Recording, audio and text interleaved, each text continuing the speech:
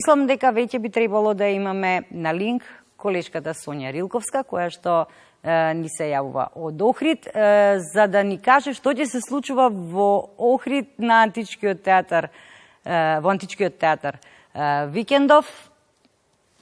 Режија, дали имаме Сонја?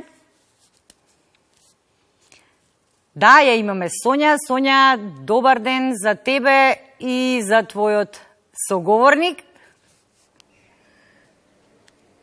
Така е, Снеже, добар ви ден од брегот на Охридското езеро. Во ова наше јавување ќе зборуваме за 30 години јубилеј од кариерата на познатиот македонски пејач охриѓанецот Ѓоко Таневски. Токму тој овде во паркот е денес со нас. Ѓоко, знаеме дека сте во гужва, течат подготовките. Овој голем јубилеј ќе го одбележите со голем концерт. Кога и каде? Сабота, 20 јули на Антички театар во Охрид. На моје огромно задоволство со камерниот оркестар од Битола. Гости ќе бидат Никол Чемицевски, Драган Мјалковски и мислам дека ќе се поминиме супер. Што е она што ќе може да ужива публиката? Па, за разлика од моите свирки, на концертот ќе се пеат исклучиво мои песни, освен нормално Драган што ќе биде како гостин, и ќе испеам 2 или 3, ќе видиме староградски охридски песни. Така да ќе биде интересно, ќе биде, се надевам дека ќе биде полно, има доста луѓе. Убав е периодот, исто и се надевам дека во сабота нема и да врне, ќе видиме. Ајде малку, Ѓоко, да ни кажеш како започнаа почетоците, да се подсетиме пред 30 години, како се одлучи токму да ја градиш кариерата во светот на музиката? Точно пред 30 години, 94 година, учев средно училиште во Кавадарци.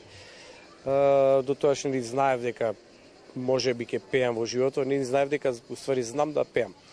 Така да со пријатели од таму, на седенки, се повеќе луѓе ми кажуваат дека знам да пеам. И се посветив на тоа баш од 94 година, уствари 92, 93, 94 година почнавме со бендот Алегро бенд, уште тогаш јас, Толе и Џовани да свириме по локалите во Кавадарци и така почна цела приказка и трае до ден денес. Ајде да издвоиме еден настап кој што ти било особено драг во овие 30 години. Верувам се многу, ама ево некое патување можеби каде што си настапил, нешто што ти оставило најголем впечаток. Има доста. Еве ќе одвојам настапува во Бејрут во Либан. Интересно.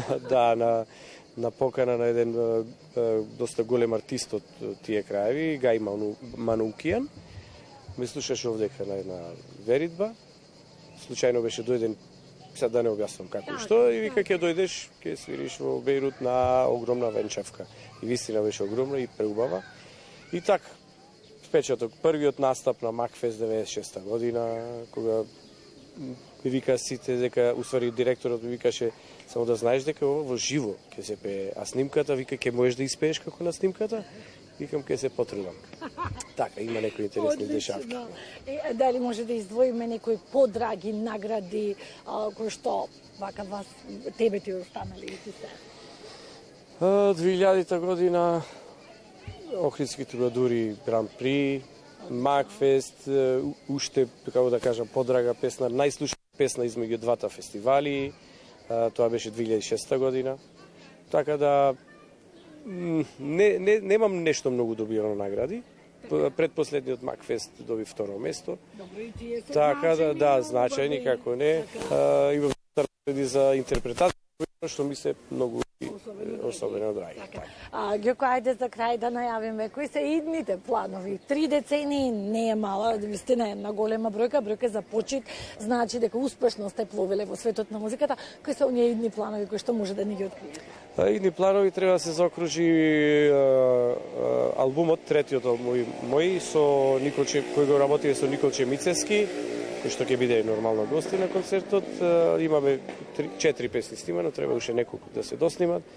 Ќе го заокружиме тоа. Се надевам дека концертот нема да заврши во Охрид, ќе го направи во другите градови во Македонија.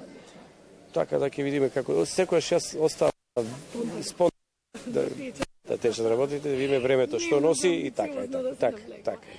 Честитам, значи ви честитам на овој голем и значаен јубилеј, ви посакувам уште долги и успешни години во светот на музиката и ви благодарам што денес бевте дел од нашата емисија, програма на градови во живо.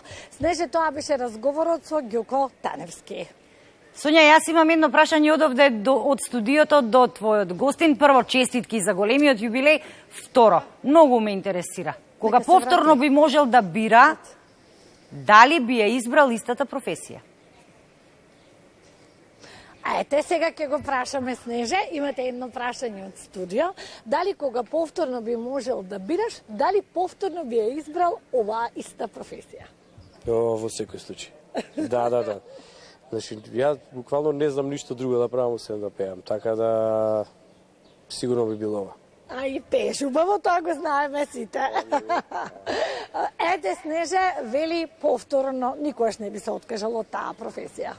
И баш ми е драго што го слушам тоа и му посакувам искрено многу успех во понатамошната кариера, бидејќи, ако и самиот кажа, освен што знам да пеам, не знам ништо друго да правам, тогаш тоа нека го прави што подолго, нека го држи гласот, нека го држи грлото, на радост на публиката која што сака да го слуша и да го гледа. Сонја, ти благодарам за јавувањето, поздрав уште еднаш до тебе, до твојот гостин и до сите охриѓани кои што се денес заедно со нас. Ние ќе се видиме и следната недела.